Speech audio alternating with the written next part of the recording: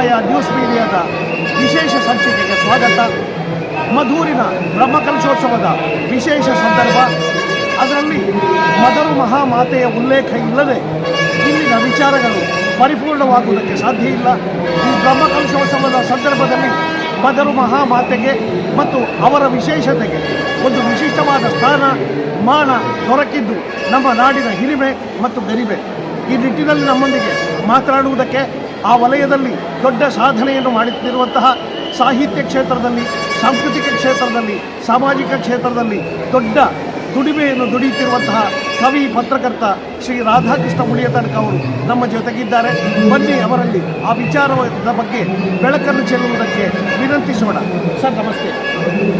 ವಿಶೇಷವಾಗಿ ಮದರು ಮಹಾಮಾತೆಯವರ ಹೆಸರು ಮತ್ತು ಅವರ ಸಾಧನೆ ಹಿನ್ನೆಲೆಯನ್ನು ಈ ಬ್ರಹ್ಮಕಲಶೋತ್ಸವ ಸಂದರ್ಭದಲ್ಲಿ ನಾವು ಬಹಳ ಗೌರವದಿಂದ ಭಕ್ತಿಪೂರ್ಣಕವಾಗಿ ನಾಡಿನಾದ್ಯಂತ ಕೊಂಡಾಡುವಂತಹ ಒಂದು ಪರಿಸ್ಥಿತಿ ನಿರ್ಮಾಣವಾಗಿರುವುದು ನಮ್ಮ ಹೆಮ್ಮೆ, ನಮ್ಮ ಸಡಗರ. ಈ ಸಂದರ್ಭದಲ್ಲಿ ಹಾಗೊಂದು ಸನ್ನಿವೇಶ ನಿರ್ಮಾಣವಾಗುವುದಕ್ಕೆ ಕಾಲವೇ ಸಾಕಷ್ಟು ಬೇಕಾಯಿತು. ಮಧೂರು ದೇವಾಲಯ ನಿರ್ಮಾಣವಾಗಿ ಇಷ್ಟು ಕಾಲದ ನಂತರ ಈಗ ಮದರು ಮಹಾಮಾತೆಯ ಸ್ಥಾನಮಾನ ಹೆಚ್ಚಾಗಿದೆ ಅಂತ ಹೇಳಿದರೆ ಅದು ಅತಿಶಯೋಕ್ತಿಯಲ್ಲ. ಹಾಗಿರುವಾಗ ತಾವು ಅದನ್ನು ಹೇಗೆ ಕಾಣ್ತೀರಿ? ಶ್ರೀ ಮದನಂತೇಶ್ವರ ದೇವರ ಮೂಲಸ್ಥಾನ ಉಳಿಯತಡ್ಕ. ಸರಿ, ಉಳಿಯತಡ್ಕದಲ್ಲಿ ಮದರು ಎಂಬ ಮೊಗೇರ ಸಮುದಾಯ, ಅಂದರೆ ಮೂಲ ನಿವಾಸಿ ಮೊಗೇರ. ಹೌದು. ಆ ಸಮುದಾಯದ ಒಂದು ಮಹಿಳೆಗೆ ಒಂದು ಲಿಂಗಾಕಾರದ ಕರ್ಮ. ಆಕೆ ಸೊಪ್ಪು ಕಡಿಯುತ್ತಿದ್ದ ವೇಳೆ ತೀವ್ರವಾದ ಹಸಿವಿನಿಂದ ಬಳಲುತ್ತಿದ್ದಳು. ಆಗ ಗೆಣಸು, ನರೆ ಅಂತ ಹೇಳ್ತಾರೆ, ನರೆ ಅಂತ ನರೆ ಅಂತ ಹೇಳ್ತಾರೆ. ಈ ಗೆಣಸನ್ನು ಆಹಾರಕ್ಕಾಗಿ ಅಗೆಯುತ್ತಿದ್ದ ಸಂದರ್ಭದಲ್ಲಿ ಆಕೆಯ ಕಲ್ಲಿಗೆ ತಾಗಿತ್ತು. ಆ ಕಲ್ಲಿನಿಂದ ರಕ್ತ ಚಿಮ್ಮಿತು. ಆಕೆ ಭಯಭೀತಳಾದಳು. ಏನು ಗೊತ್ತಿಲ್ಲ ನೋಡಿ, ಬಹಳ ಗ್ರಾಮೀಣ ಬಡ ಕೃಷಿ ಕಾರ್ಮಿಕೆ, ಬೇರೆ ಯಾವುದೇ ವಿದ್ಯಾಭ್ಯಾಸ ಇಲ್ಲ. ಅಂತಹ ಒಂದು ಮದರು ಮಾತು ಅಲ್ಲಿ ಭಯಭೀತಳಾಗಿ ಪರಿವಾರದವರನ್ನೆಲ್ಲ ಕರೆದು, ಸುತ್ತಲಿ ಅಲ್ಲಿ ಕೆಲಸ ಮಾಡುತ್ತಿದ್ದವರನ್ನೆಲ್ಲ ಕರೆದು, ಅನಂತರ ಅವರೇನು ಮಾಡಿದರು ಅಂದರೆ, ಇಲ್ಲಿ ಏನೋ ಒಂದು ವಿಸ್ಮಯ ಉಂಟು ಅಥವಾ ಒಂದು ಆಶ್ಚರ್ಯದ ಸಂಗತಿ ಇಲ್ಲಿ ಸಂಭವಿಸಿದೆ ಎನ್ನುವುದನ್ನು ಸೀಮೆಯ ರಾಜರಿಗೆ ಹೋಗಿ ತಿಳಿಸಿದರು. ಸೀಮೆಯ ರಾಜರಿಗೆ ತಿಳಿಸಿದಾಗ ಸೀಮೆಯ ರಾಜರು ಇದರಲ್ಲಿ ದೈವಿಕ ಮಹತ್ವ ಇರಬಹುದು ಎಂಬ ಸಂಶಯದಿಂದ ನೀಲೇಶ್ವರದ ರಾಜನನ್ನು ಸಮೀಪಿಸಬಹುದು. ನೀಲೇಶ್ವರದ ರಾಜನು ಅದೇ ಅಭಿಪ್ರಾಯವನ್ನು ತಾಳಿ ಅಲ್ಲಿದ್ದ ತಜ್ಞ, ಅಂದರೆ ನುರಿತ ತಂತ್ರಿವರಿಯರನ್ನು ಇಲ್ಲಿಗೆ ಕಳಿಸಿದರು. ಇಲ್ಲಿ ಉಳಿಯತಡ್ಕೆಗೆ ಕಳಿಸಿದರು. ಅದರ ಮೊದಲನೇ ಹೆಸರು ಕುಳೋವು ತಡ್ಕ. ಆ ಹೆಸರಿಗೆ ಒಂದು ಪ್ರಾಶಸ್ತ್ಯ ಉಂಟು. ಕುಳೋವು ಅಂದರೆ ದನದ ಹಾಲು ವೃದ್ಧಿಯಾಗುವ ಒಂದು ಬಳ್ಳಿ. ಅದು ಆ ಪ್ರದೇಶದಲ್ಲಿ ದಟ್ಟವಾಗಿ ಹರಡಿತ್ತು. ಅಂತಹ ಪ್ರದೇಶದಲ್ಲಿ ಜಾನುವಾರುಗಳಿತ್ತು. ಉಳಿಯ ಮನೆತನದವರ ಜಾನುವಾರುಗಳನ್ನು ಅಲ್ಲಿ ಬಿಡ್ತಿದ್ದರು ಮೇಯಲು. ಆದ ಕಾರಣ ಕುಳೋವು ತಡ್ಕ ಉಳಿಯದ ಅಡ್ಕ, ಉಳಿಯದವರ ಅಡ್ಕ ಹಾಗೆ ಅಂತಂತೆ ಬಂದದ್ದು. ಹಾಗೆ ನೀಲೇಶ್ವರದ ರಾಜರು ಏನು ಮಾಡಿದ್ದಾರೆ, ತಂತ್ರಿಗಳನ್ನು ಇಲ್ಲಿಗೆ ಕಳಿಸಿದರು. ತಂತ್ರಿಗಳನ್ನು ರಾಜರು ಪರಿವಾರವನ್ನು ಇಲ್ಲಿಗೆ ಕಳಿಸಿದರು.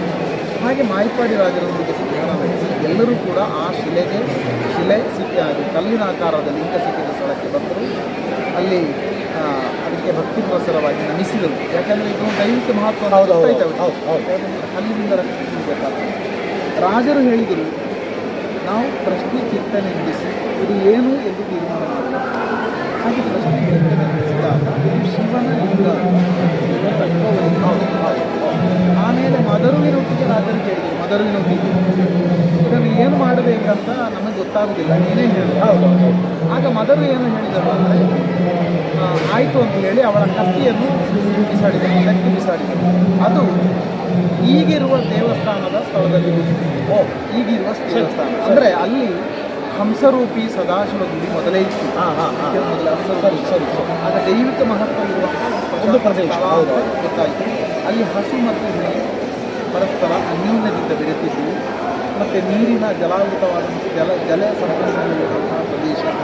ಇಂತಹ ಒಂದು ಪ್ರದೇಶ ಒಳ್ಳೆಯ ಪ್ರದೇಶ ಅಂತ ಹೇಳಿದ್ರು ರಾಜರು ಇಲ್ಲಿನ ಗಣ್ಯರನ್ನು ಸೇರಿಸಿದರು. ಈ ಪ್ರದೇಶದ ಗಣ್ಯರು ಹಿಂದಿನ ಕಾಲದ ಗಣ್ಯರು ಅದನ್ನು ಪ್ರತಿಷ್ಠೆಗೆ ಮುಂದಾದರು. ಅದಕ್ಕಿಂತ ಮೊದಲು ದೇವಸ್ಥಾನವನ್ನು ಕಟ್ಟಿದರು. ಹಂಸರೂಪಿ ಸದಾಶಿವ ಗುಡಿ ಬೇರೆ, ಅದು ಈಗಲೂ ಕೂಡ ದೇವಸ್ಥಾನ ಶಾಖದಲ್ಲಿ ಇದೆ. ದೇವಸ್ಥಾನವನ್ನು ಕಟ್ಟಿದರು. ಇದು 6ನೇ ಶತಮಾನದ ಕಟ್ಟಡ. ಆಗ ಬನವಾಸಿ ಕದಂಬ ವಂಶದ ಮೂಲ ಇದು. ಕುಂಬಳೆ ಅರಸರು ಅಂದರೆ ಬನವಾಸಿಯ ಕದಂಬವಂಶದ ಆ ಪರಂಪರೆಯಲ್ಲಿ ಬಂದ ಅನಂತರ ಗಜಪೃಷ್ಠಾಕಾರದಲ್ಲಿ ಈ ದೇವಾಲಯವನ್ನು ನಿರ್ಮಿಸಿದರು.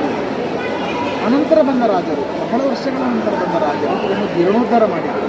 ಮದೂರು ನಾಲ್ಕು ದೇವಸ್ಥಾನ, ಕುಂಬಳಸೇನೆಯ ದೇವಸ್ಥಾನ, ಅವರು ಅದನ್ನು ಜೀರ್ಣೋದ್ಧಾರಗೊಳಿಸಿದರು.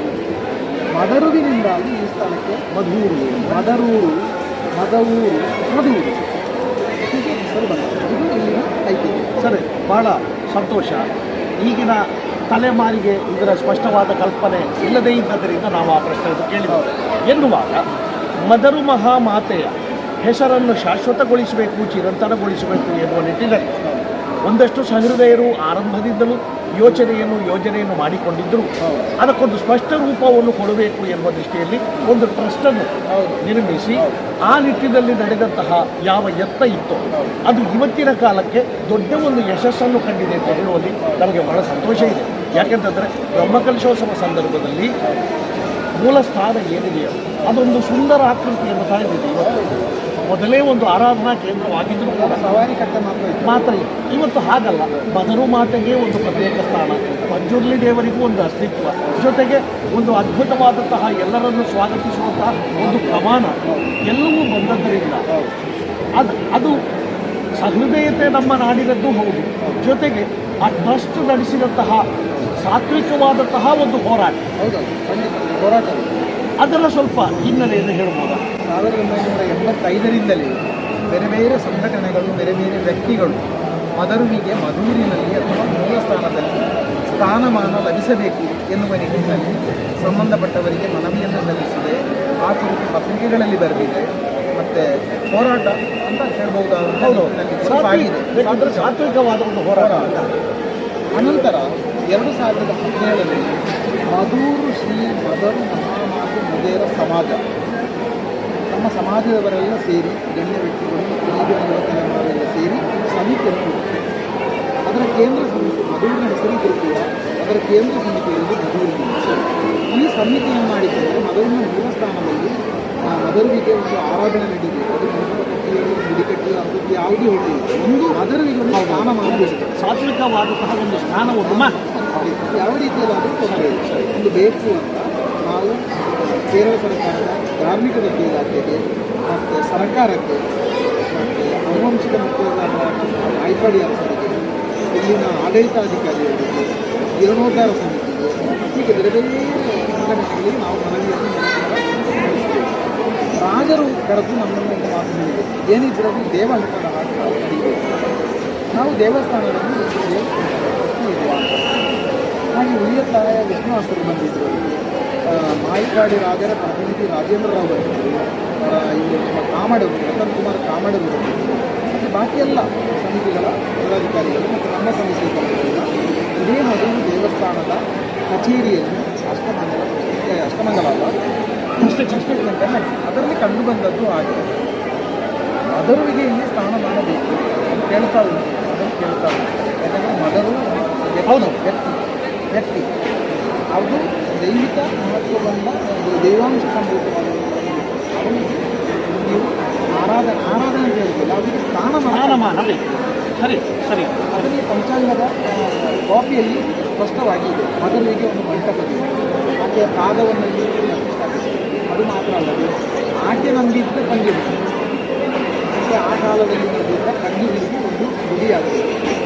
ಮತ್ತು ಮದರು ಇದು ಗೋಚರಿಸಿದಂತಹ ಸ್ಥಳ, ಇಲ್ಲಿಂದ ಗೋಚರಿಸಿದಂಥ ಅಲ್ಲಿ ಸವರಿಗಟ್ಟೆ ಅಲ್ಲಿ ಅದರ ಇಂಪ್ರೂವ್ ಆಗಿದೆ. ಅದರ ಹಿಂದೆ ಒಂದು ಕೆರೆ ಉಂಟು, ಅದರ ಇಂಪ್ರೂವ್ ಆಗಿದೆ. ಇದೆಲ್ಲ ಆಗಬೇಕು ಅಂತ ಪ್ರಕಾರ ಆ ಚಿಂತನೆಯನ್ನು ರಾಜರು ಜೀರ್ಣೋದ್ಧಾರ ಸಮಿತಿಗೆ ಅದರ ಪ್ರತಿಯನ್ನು ಕೊಟ್ಟು ಎಂಡೋಮೆಂಟ್ಗೆ ಕೊಟ್ಟು ಆಗ ಆದೇಶ ಬಂತು, ಇದು ಮಾಡಲೇಬೇಕಾದ ಕೆಲಸ. ಯಾಕಂದರೆ ಚಿಂತನೆಯಲ್ಲಿ ಮಾಡಲೇಬೇಕಾದ ಕೆಲಸ.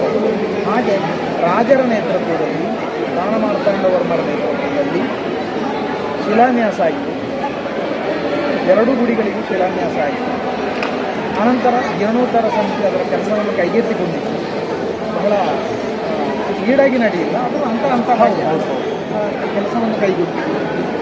ಆಮೇಲೆ ಈಗ ಅದು ಅಂತಿಮ ರೂಪಕ್ಕೆ ನಿಂತಿದೆ. ಅಂತಿಮ ರೂಪಕ್ಕೆ ನಿಂತಿದೆ ಅಂತ ಹೇಳಿದರೆ ತುಂಬ ಪಾದಾಗಿ ಪ್ರತಿಷ್ಠೆ ಆಗಬೇಕು. ಮತ್ತು ಪಂಚಮಿ ದೈವಕ್ಕೆ ಯಾವ ರೀತಿ ಆರಾಧನೆ ನಡೀಬೇಕು ಎನ್ನುವುದು ಇನ್ನೊಮ್ಮೆ ನೋಡಬೇಕು. ಸುರಕ್ರಿಯೆಯಲ್ಲಿ ಆ ದೈವಕ್ರಿಯೆಯಲ್ಲಿ ಹೌದೌದು. ಅಥವಾ ಯಾವ ರೀತಿಯಲ್ಲಿ ನಡೀಬೇಕು, ಅದರ ಜನ ಯಾರು, ನಡೆಸುವವರು ಯಾರು, ಅದನ್ನು ಇದೆಲ್ಲ ಈ ಆರಾಧನೆಯ ನಿಧಾನವಾಗಿ ಹಂತ ಹಂತವಾಗಿ ಮತ್ತು ಮಧೂರು ಶ್ರೀ ಮಧುರು ಮಹಾಮಾತೆ ಮೊಗೇರ ಸಮಾಜ ಇದರ ಅಧ್ಯಕ್ಷರು ವಸಂತ ಅಗತ್ತೂರು ಈಗಿನ ಅಧ್ಯಕ್ಷ. ಹೌದು. ಸ್ಟಾರ್ಟಿಂಗ್ ಅಂದರೆ ಪ್ರಾರಂಭದ ಅಧ್ಯಕ್ಷರು ಆನಂದ ಕೇಮೂರವರು, ಅವರು ಈಗ ಗೌರವಾಧ್ಯಕ್ಷ. ಕಾರ್ಯದರ್ಶಿಯಾಗಿ ಕೆಲಸ ಮಾಡಬೇಕು ಡಿ ಶಂಕರ ಗರ್ಭಕವಿ. ಅವರು 25 ವರ್ಷಗಳಿಂದ ಪಂಚಾಯತ್ ಪ್ರತಿನಿಧಿಯಾಗಿ ಎಲ್ಲರೂ ಉಲ್ಲೇಖಿಸಿದ ಮತ್ತು ಉಲ್ಲೇಖಿಸುವುದಕ್ಕೆ ಬಾಕಿ ಇರುವಂತಹ ವ್ಯಕ್ತಿಗಳು ಯಾರು ಸಾಮಾನ್ಯರು ಸಾಮಾಜಿಕವಾಗಿ ಆರ್ಥಿಕವಾಗಿ ತಮ್ಮ ತಮ್ಮ ಕ್ಷೇತ್ರದಲ್ಲಿ ತೊಡಗಿಕೊಂಡರು. ಹೌದು. ಆದ ಕಾರಣ ಎಲ್ಲರೂ ಒಂದು ಸಹಕಾರ, ಹೌದು, ಒಂದು ಪ್ರೋತ್ಸಾಹ, ಹೌದು, ಬೆಂಬಲ. ನಾನು ಅವರು ಈ ಸಮಿತಿಯಲ್ಲಿ ನಾನು ಇದ್ದಂಥ ಈ ಸಮಿತಿ ನಾನವರಿಗೆ ಗೌರವ ಸಹಾಯಕಾರ ನಾನು ಇದ್ದಂಥ ಈ ಸಮಿತಿಯಲ್ಲಿ ರಾಮಪ್ಪ ಮಂಜೇಶ್ವರ, ಕೃಷ್ಣದಾಸ್ ಕೋಶಾಧ್ಯಕ್ಷರು, ರಾಮಪ್ಪ ಮಂಜೇಶ್ವರ ಸಹಾಯಕಾರ, ಇನ್ನೂ ಅನೇಕರು ಇದ್ದಾರೆ. ಇನ್ನೂ ಅನೇಕರ ಒಂದು ಕುಟುಂಬವಾಗಿ ಬಂದಿದೆ. ಈಗ ಒಗ್ಗಟ್ಟಿನ ಪ್ರಯತ್ನ. ನಾವು ಬೇರೊಂದು ಮನವಿ ಕೊಟ್ಟಿದ್ದೀವಿ. ಈ ಕೇವಲ ಆರಾಧನೆ ಮಾತ್ರ ಅಲ್ಲ, ಅದು ಶಾಶ್ವತವಾಗಿ ಒಂದು ಜನಾಕರ್ಷಣ ಕೇಂದ್ರವಾಗಿ ಬರಬೇಕು. ಎಲ್ಲರೂ ಯಾವ ವಿಭಾಗದವರು ಅಲ್ಲಿ ಬರಬೇಕು. ಅದಕ್ಕೆ ಅಲ್ಲಿ ಘೋಷಣೆ ಮಾಡಬೇಕು, ಕೇಂದ್ರ ಸರ್ಕಾರಕ್ಕೆ ಘೋಷಣೆ.